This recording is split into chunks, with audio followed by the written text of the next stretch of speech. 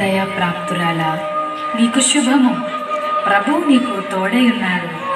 మరియా, భయపడకుము, నీవు దేవుని వలన కృప పొందితివి. ఇదిగో, నీవు గర్భము ధరించి కుమారుని కని ఆయనకు యేసు అని పేరు పెట్టుదువు. ఆయన గొప్పవాడే, సర్వోన్నతుని కుమారుడనబడును. నీవు పురుషుని ఎరుగని దానని, ఇది ఎలాగూ జరుగును? పరిశుద్ధాత్మ నీ మీదికి వచ్చును, సర్వోన్నతుని శక్తి నిన్ను కమ్ముకొనును గనుక పుట్టబోవు శిశువు పరిశుద్ధుడై దేవుని కుమారుడనబడును. ప్రభు దాసురాలను, నీ మాట చెప్పున నాకు జరుగును గాక.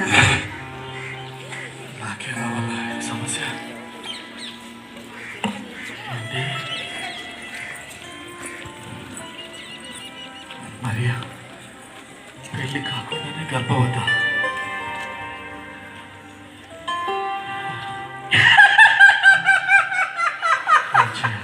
ఇప్పుడు ఏం చేయాలి? యోసేపు తలుచుకుంటే తల పగిలిపోతుంది.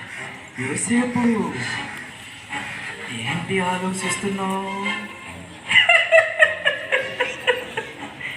ఆ పెళ్లి కాకుండా గర్భవతైన మరియ గురించా? ఇందులో ఆలోచించడానికి ఏముంది? అయినా పెళ్లి కాకుండా గర్భవతైన మరియను నువ్వు ఎలా పెళ్లి చేసుకుంటావు?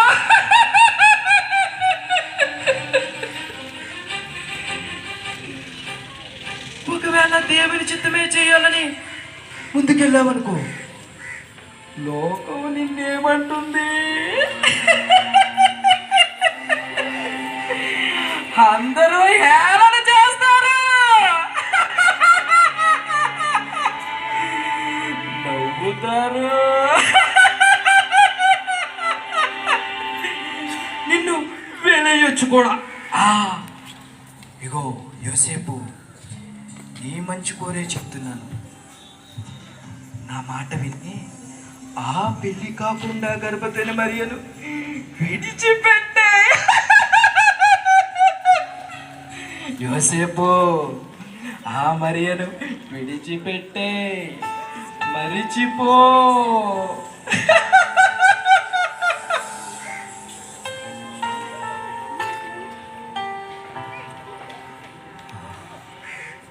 నిజమే,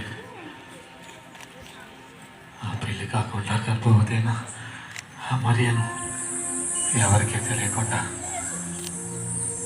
రహస్యంగా విడమాడదాం. రహస్యంగా విడమాడదాం.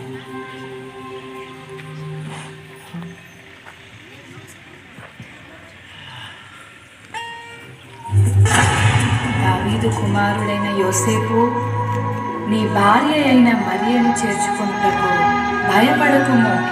ఆమె గర్భము ధరించినది పరిశుద్ధాత్మ వలన కలిగినది. ఆమె ఒక కుమారుని కనును. తన ప్రజలను వారి పాపముల నుండి ఆయనే రక్షించును గనుక ఆయనకు యేసు అను పేరు పెట్టుదు. పరిశుద్ధాత్మ ద్వారా మరియ గర్భవతి నేను తెలియక అయ్యా రహస్యంగా విన్నాడని అనుకున్నాను. అయ్యా, నన్ను క్షమించు ప్రభువా, నన్ను క్షమించు. ఇప్పుడే ప్రభువా మైదానం చేర్చుకుంటాను. అయ్యా, నీ చిత్తమే నా జీవితంలో జరగాలి. అయ్యా, నీ చిత్తమే నా జీవితం జరగాలి. ఇప్పుడే ఆ మైదానం చేర్చుకుంటాను ప్రభువా, ఇప్పుడే ఆ మైదానం చేర్చుకుంటాను.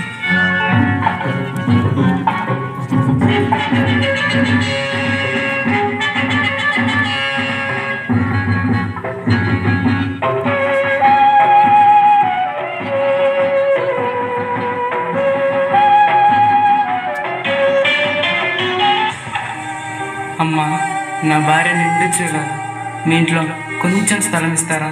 క్షమించండి అయ్యా, మేమే చాలా మంది ఉన్నాం. మా ఇంట్లో మీకు స్థలం లేదు. ఎంత దీనము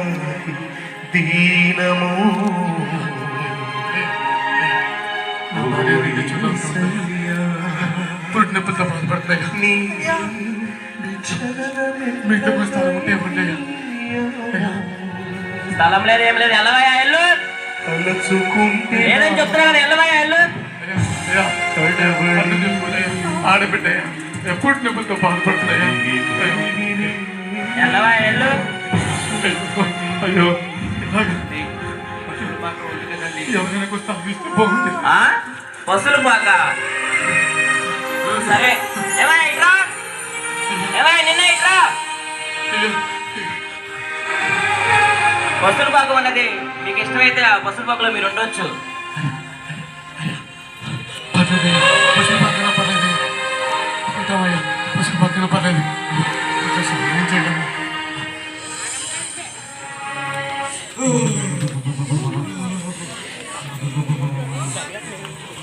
అన్నా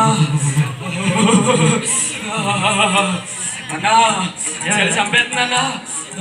బాగా సరిపోందా? అవునండి. ఈరేసా ఈ చలి చంపేస్తుందిరా. ఈ చలికి గొర్రెలెట్ చేస్తే ఏంట్రా మళ్ళీ ఈరేసా? ఏం చెప్పండిరా మళ్ళీసా? ఈ చలికి మనల్ని కాసుకోవడం పెద్ద బాధగా ఉంటే గొర్రెలు కూడా గాయాలేంట్రా? భయపడకుడి, ఇదిగో ప్రజలందరికీ కలుగబో మహా సంతోషకరమైన సువర్తమానము నేను మీకు తెలియజేయుచున్నాను. దావీదు పట్టణమందు నేడు రక్షకుడు మీ కొరకు పుట్టి ఉన్నాడు. ఈయన ప్రభువైన